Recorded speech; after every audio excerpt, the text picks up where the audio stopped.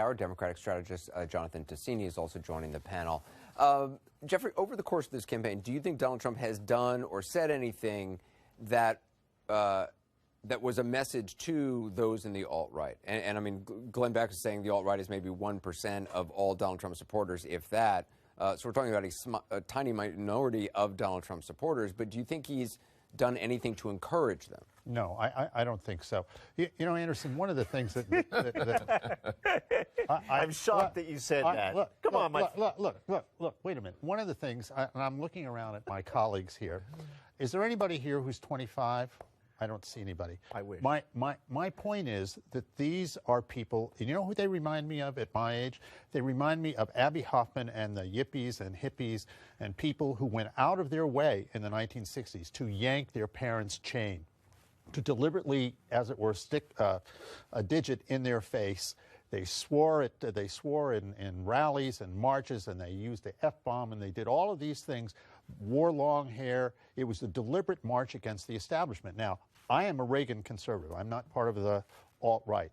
But I am beginning to look into it. There are people in there who are very serious about this. But there are people, in fact, who are doing this pull-the-chain routine just as my generation. You're evading the question. But Jeffrey, hang on a second. Hang on a second, Peter. I'm about to...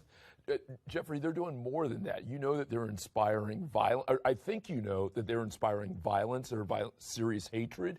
That this isn't just pulling your parents' so did the chain. new left. Yeah, no. But Abby Hoffman and those guys, when you think about pulling chains, that's different than people getting beaten up in subways. Rioting in the streets of Chicago. Anderson, okay, well, we're not. Let Carlos finish. Respectfully, Jeffrey, you're conflating things, and I'm assuming you just don't know. But I would suggest you spend more time on the alt-right. I am doing because I don't think you. I don't think you compare them. Can I just say? I don't think. Hang on one second, Peter. I don't think you would compare them as easily to people just yanking chains, and I think that's why you've got Harry Reid and other people even acknowledging that President-elect Trump won, saying that this is too dangerous, this is wrong, and I think it's going to serve more. You asked a different question. You asked, did Donald Trump do anything in the campaign that would have inspired? I want to call him the extreme right. I think it's wrong to call him the alt-right. And I would say at least two things. First of all, Donald Trump promoted the birther movement for many... Which is not racist. It is... Sorry, Jeffrey, I'm sorry. How do you get there? How do you get there? So hold on. Let me finish. Five white guys. No. If you think that the birther movement, which doubted whether President Obama was born in the United States, and that he was in addition, as a side thing, a secret Muslim, is not racist. It's absolutely racist. So when this was said of Chester Alan Arthur being born in Canada, that was racist. Is that what you're saying? Alan Arthur? Second point. Are you kidding me? I'm not kidding. Let me give a second comedy show, Jeff? John McCain.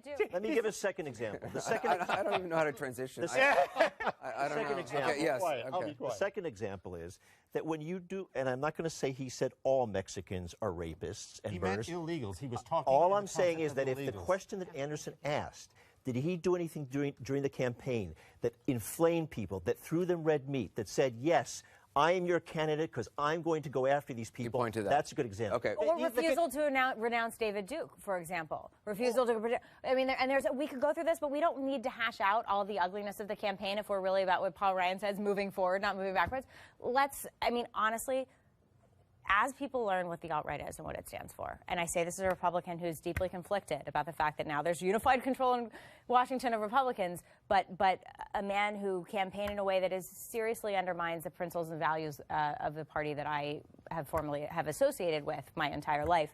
This makes me sick to my stomach. This makes me deeply, deeply troubled about the future of the party and the future of the country. This is not advancement in terms of respecting every individual, every American.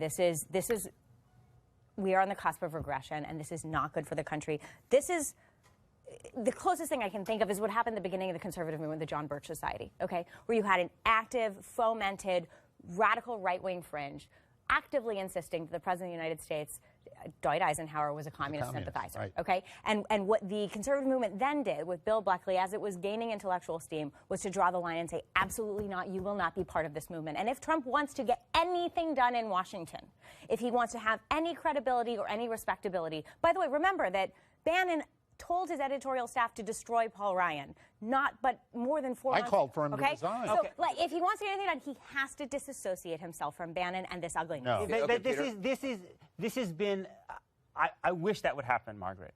But let's not kid ourselves. This has been at the very core of Donald Trump's campaign from the very beginning. It's not like he had a well-thought-out policy agenda that was separate from the first day. His announcement speech was the rapist comment, right? He followed that after San Bernardino, the Muslim ban, the false claim for days that Muslims had celebrated 9/11, the attack on Judge Curiel again and again and again. And people like Jeffrey have come on again and again and again. Wait, let me finish. And tried to justify it by going to the absurdist contortions of logic. And, you know, I will say this. I have seen a lot of Republican presidential candidates. I have never, ever had the supporters of a Republican presidential candidate flood my Twitter feed with anti-Semitism by the hundreds of tweets like the supporters of this presidential candidate. It's getting out of control, Jeffrey. First of all, I do know Steve Bannon. This is a guy. I was talking about Trump, not Bannon. All right. Well, look. This whole anti-Semitism. Alan Dershowitz, God bless him, who is Jewish and a liberal Democrat, was over there in Jerusalem and gave an interview to Breitbart and said it is a big mistake for people to be pointing the anti-Semitism finger just because they disagree with somebody. Steve Bannon is a huge supporter of Israel. You could be an anti-Semite and a supporter of Israel.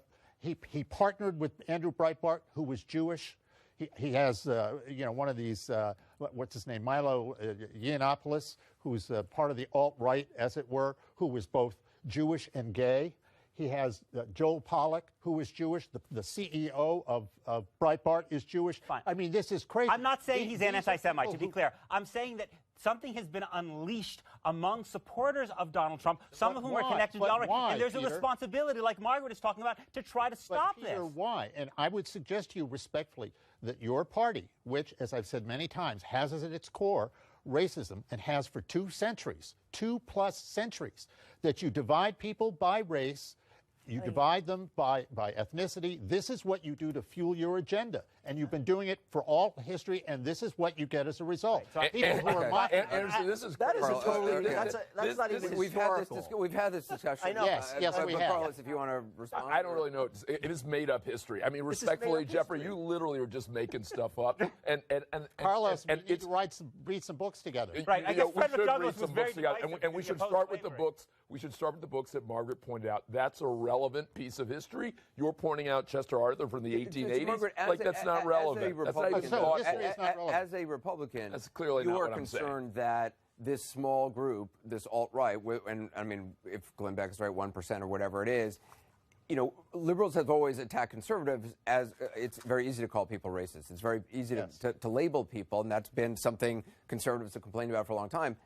Having the alt-right, though, makes it even easier. I mean, it can very easily taint. What this also does, Anderson, is it normalizes this behavior. It normalizes this rhetoric, and it empowers that fringe.